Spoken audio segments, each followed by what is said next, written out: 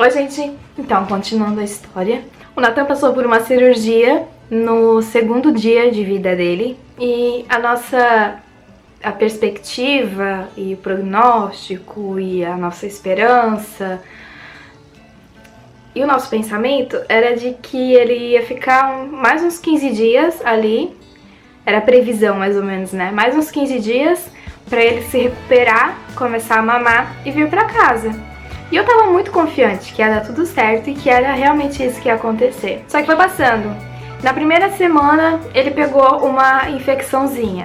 Aí teve que adiar, né? Ali mais 7 dias tratando essa infecção. E começaram a aparecer uma série de probleminhas. E aí mais uma infecção, e mais outra infecção. Aí o pulmãozinho dele, que não tava muito bom, teve que ir pro oxigênio. Foi assim, uma intercorrência atrás da outra. Até coqueluche ele pegou nesse tempo. E toda vez que a gente chegava na UTI, era uma notícia triste. Ele pegou uma infecção. Eu acho a suspeita de que seja coqueluche.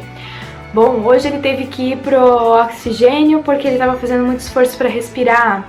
Aí depois, descobrimos que o esforço que ele tinha para respirar é uma infecção no pulmão.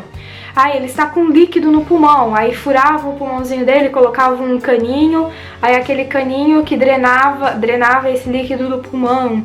E foi assim, uma série de intercorrências até descobrir que essas infecções que ele tinha frequentemente no pulmão e tudo mais, e que estava atrapalhando a evolução, era uma fístula.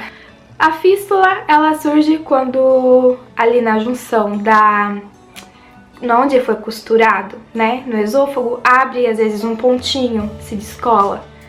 E esse pontinho, ele se descolou bem no pulmão, assim, bem no caninho que vai pro pulmão. Diante desse diagnóstico, teve que passar por mais uma cirurgia, que aí já não era mais tão simples. A segunda cirurgia já não era mais a primeira cirurgia.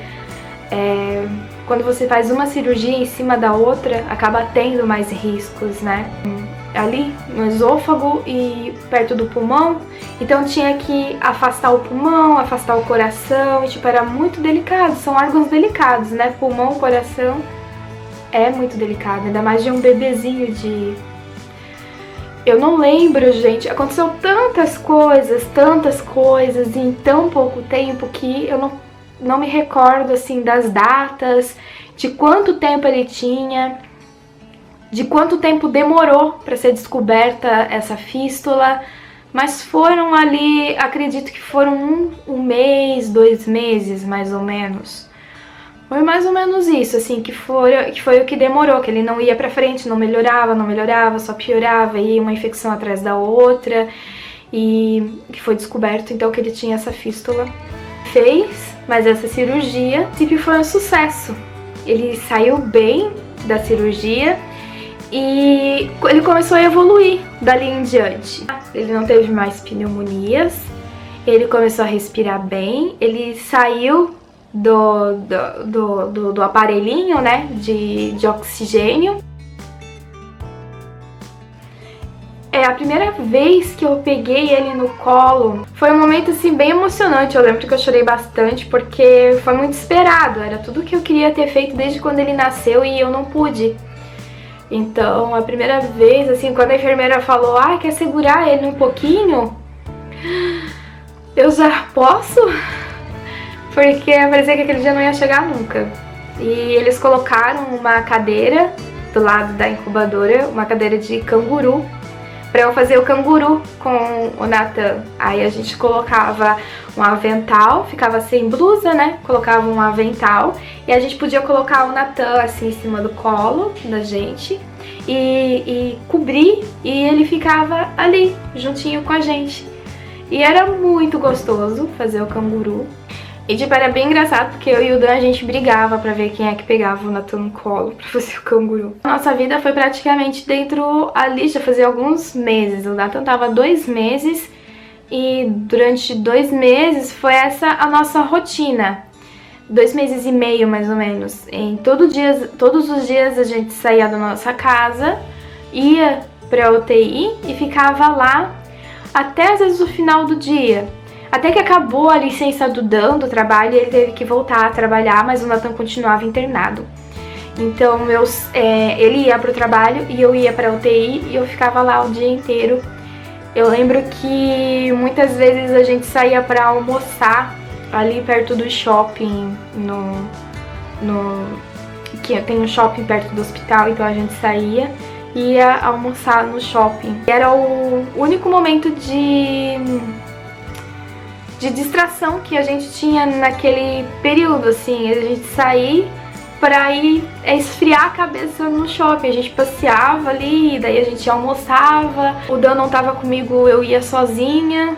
E era o único momento em que eu conseguia espairecer a cabeça, porque quando a gente tá dentro da UTI, uma tensão, assim, eu não conseguia relaxar.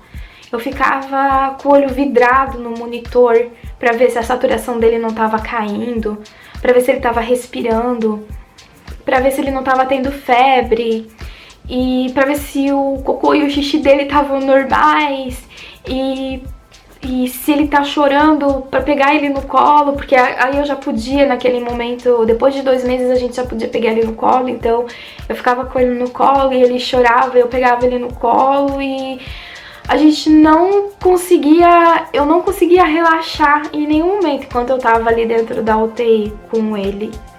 Eu acho que é isso que todas as mães de UTI passam, né? A gente não consegue relaxar dentro de uma UTI com um bebê. A gente fica o tempo todo, né, vidrado naquele monitor e preocupado e se tá tudo bem. E parece assim, esperando algo acontecer. Esperando algo acontecer. Algo bom ou algo ruim. Esperando, né? Um momento de espera que a gente tem. E o momento que eu tinha o momento que eu tinha de descompressão, que é sair daquela compressão, dar uma relaxada, era a hora que eu saía pra comer, que eu ia pro shopping, comer e eu ficava andando, olhando as lojas, olhando as vitrines, e que eu procurava não pensar, sabe, em nada, assim. Na época era isso que me ajudava. Eu acho que todo mundo, quando tá passando por um momento de estresse muito grande, precisa ter um momento de descompressão, sabe? Fazer algo que você consiga esquecer tudo o que tá acontecendo, assim, que você consiga não pensar, que você consiga relaxar, que você consiga sair da situação em que você tá vivendo pra uma outra situação. Gente, não sei se eu tô conseguindo explicar direito pra vocês, mas eu tô falando algo que eu passei e que eu realmente acho importante estar compartilhando, porque eu lembro que isso me ajudou muito, que isso me ajudava muito, sabe, gente? Sair da situação, sabe?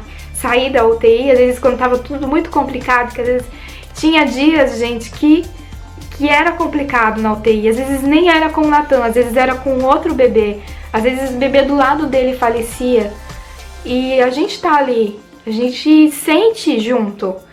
E é um momento de tristeza não só para aquela mãezinha que perdeu aquele bebê, era um momento de tristeza para todas as mães que estavam ali, para as enfermeiras, para os médicos. Era um dia de tristeza.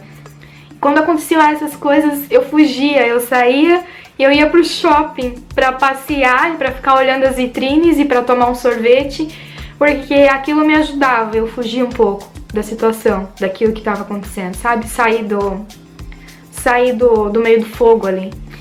E durante 3 meses foi isso que aconteceu. Até o momento em que o Nathan pôde ir pro seio para começar a mamar. E ele engasgar. E toda vez que ele mamava, ele engasgava. Então, eles passaram uma sondinha que ia até o estômago e ele recebia o leite direto no estômago, porque aí ele não engasgava. Porque o fato dele toda vez ele engolir e acabar engasgando, isso poderia causar novas pneumonias, que ele já tinha tido várias pneumonias até aquele 3º mês de vida, né? E eu e o Dan, a gente tava lutando pra trazer o Nathan pra casa. Porque ele já tava bem, ele só não conseguia mamar no peito, porque ele sempre engasgava. e o médico tinha falado que poderia ser assim durante muito tempo, por conta dessa deficiência do esôfago, porque o esôfago ele acaba perdendo um pouquinho daquela motilidade que a gente deglute, né? Como ele tinha tido 2 cirurgias ali, ele perdeu um pouco daquela motilidade, às vezes não consegue deglutir direito, ele tem que aprender a deglutir, né? Então teria que ser feito um trabalho de fonoaudiologia nele, para ele aprender a deglutir, para ele aprender a engolir. Ele tinha perdido essa coisa que o bebê nasce, né? O bebê já nasce sabendo deglutir, sabendo sugar. O Nathan perdeu isso, ele não sabia mais fazer isso. Então ele comia pela sonda só. E como era só esse o problema, nós queríamos trazer ele para casa com sonda mesmo, e eu ia dar o leitinho para ele na sonda e iríamos fazer esse trabalho de fonoaudiologia, com a fonoaudióloga e tudo mais, esse tratamento, né, com ele em casa, pra gente poder ter ele em casa, ele pertinho da gente, porque aquela rotina, gente, de UTI, sair todo dia de casa e ir lá e ficar com ele o dia inteiro, né, cansativo, e aí ver um bebê que pega uma infecção e a gente fica com medo que nosso bebê pegue a infecção também, aí é um outro bebê que pega a infecção e morre, e a gente fica morrendo de medo que aconteça a mesma coisa com o nosso bebê. A nossa maior preocupação era essa, era dele pegar alguma infecção lá dentro do hospital, alguma coisa, não resistir, né, 3 meses lá dentro, assim. Até que a gente conseguiu, a gente teve que assinar um termo e tudo mais, mas a gente conseguiu que liberassem ele pra vir pra casa com a sonda. E ele veio pra casa. Eu lembro que o dia que eu tirei ele da maternidade, eu fui sozinha buscar ele, eu não tava trabalhando. E a médica falou assim, olha, amanhã o Nathan tá de alta, tá? Então você pode trazer o bebê conforto, né, pra gente colocar ele e tal, porque o bebê só pode sair da maternidade dentro do bebê conforto, né, pra ir no carro do bebê conforto, né, toda aquela coisa que a maternidade avisa a gente antes de o bebê sair e tudo mais. Aí eu assinei toda aquela papelada, termo de alta, toda a prescrição dos remédios que ele estava tomando e todas as orientações da médica, e fui toda animada, escolhi uma roupa, gente, eu comprei uma roupinha assim especial para ele sair da maternidade. Um alemãozinho de olho azul, coisa mais linda. Eu lembro que no dia tava chovendo muito e eu tava sozinha e eu tirei ele do hospital e eu coloquei ele no carro e eu tava tão nervosa, mas tão nervosa. Engraçado que eu saía do hospital assim, não acreditando. Eu saí meio que pensando assim, meu Deus, vai que me chamem e diga que aconteceu alguma coisa, que deu alguma coisa errada e ele tem que voltar de novo pro hospital. Eu saí bem rápido. Me despedi de todo mundo e saí, tipo, roubando o bebê, né? E saí correndo com ele do hospital com medo que o médico mudasse de ideia, porque a gente teve que assinar termo, a gente teve que correr atrás da alta dele, porque eles não queriam que ele tivesse alta, que ele saísse do hospital.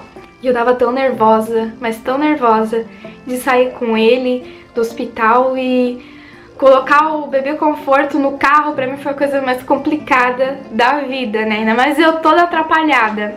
Aí tá, mas deu tudo certo, no final deu tudo certo. Era um dia assim de muita chuva, tava chovendo muito. Teve algumas ruas que estavam até alagadas e tudo mais, tem bichinho voando aqui. E eu cheguei com ele em casa e a minha mãe tava me esperando lá e... Ai, não acredito. E tudo que a gente falava era não acredito, porque parecia um sonho. Depois de 3 meses, chegar com ele em casa. Parecia uma coisa assim surreal, assim, não dava pra acreditar. Tirei foto dele em casa e mandei pro Dan. O Dan tava no trabalho e depois o Dan chegou do trabalho e encontrou o Nathan dormindo no berço dele. 3 longos meses, olhando todos os dias aquele berço vazio, pensando em quando que eu ia trazer ele pra casa, em quando que ele ia dormir naquele berço. Ele finalmente dormiu na caminha dele, no berço dele, no quarto dele, que a gente tinha preparado com tanto amor, assim, com tanto carinho. Eu lembro que naqueles 3 meses ele teve assim umas 2, 3 ameaças de alta. Ah, se ele continuar melhorando essa semana ele vai pra casa. Aí o que eu fazia? Eu lavava toda a roupinha de cama dele, protetor de berço, lavava tudo, deixava tudo lavadinho, tudo limpinho, fazia aquela faxina no quarto, porque eu falava, ai, essa semana ele pode vir pra casa. Aí ele pegava uma infecção e não tinha mais alta. Perdi aquela previsão de alta.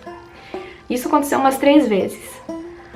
E quando ele realmente, enfim, deu certo, que ele teve alta e veio pra casa, parecia mentira. Eu ficava ao mesmo tempo feliz, mas ao mesmo tempo com o pé atrás, pensando assim, não acreditando, pensando, meu Deus, eu não vou me animar muito porque pode acontecer alguma coisa e ele ter que voltar pro hospital. E aí, como é que fica o meu chão, né? E aí começou a luta, né, gente? Pra ele aprender a mamar pela boca e não pela sonda. E foi uma luta muito grande. Um longo período de tempo ele tomava leite pela sondinha e a gente tinha que dar bem devagarinho pro o estômago dele aceitar, e de 3 em 3 horas a gente tinha que fazer isso. De 3 em 3 horas a gente tinha que dar o leite pela seringa. Quando ele era ali 3 meses, não era muito leite, era pouquinho, mas de repente ele começou a tomar mais leite e aí eram mais seringas. E de chegar a ficar 1 hora dando leite pra ele, porque tinha que dar muito devagarinho e de seringa. Dava muito trabalho. E tudo o que a gente queria era que ele começasse a sugar pela boca, tomar mamadeira pela boca, sabe? Como um bebê normal. E era tudo que a gente queria. Que a gente descobriu que o fato dele, de toda vez que ele sugava pela boca e não pela seringa, ele engasgar, não era algo normal. Quer dizer, não era algo que eles diziam, não, é normal, né? Ele precisa aprender, mas não era aquilo. A gente levou no Dr. Percy e tudo mais, fizeram uns exames e descobriram que era uma nova fístula. Todo aquele tempo ele havia feito a cirurgia, né? Mas tinha aberto outra fístula. E que era por isso que ele não conseguia sugar. E não porque ele não sabia deglutir. Era porque tinha aquela fístula. Teve alta em setembro. Ficou em casa quase 1 mês. E aí voltou a ser internado no hospital. Daí o hospital infantil. Não era mais UTI neonatal, era o hospital infantil. Na UTI neonatal, os pais não podem ficar 24 horas com a criança. Vem pra casa e daí tem a visita. Pode passar lá o dia inteiro, mas não dá pra dormir. Aí no hospital infantil, os pais têm que ficar junto com a criança, tem que dormir lá. Só que não tem cama, é tipo um cadeirão, tem que dormir daí no cadeirão. Bem difícil pra gente por conta do tempo que o Nathan ficou no hospital infantil. Ele ficou 2 meses lá. E eu vou terminar esse vídeo por aqui. E a história do hospital infantil eu conto no próximo vídeo. Então o Nathan ficou quase 1 mês com a gente em casa, nos dando muita alegria, apesar de que ele tinha que comer pela sonda. E depois foi descoberta mais essa fístula e ele voltou a ser internado no hospital infantil. E aí começou mais uma batalha, que eu vou contar pra vocês no próximo vídeo. Tá bom, gente? Beijo. You had a show like a lightning bolt. You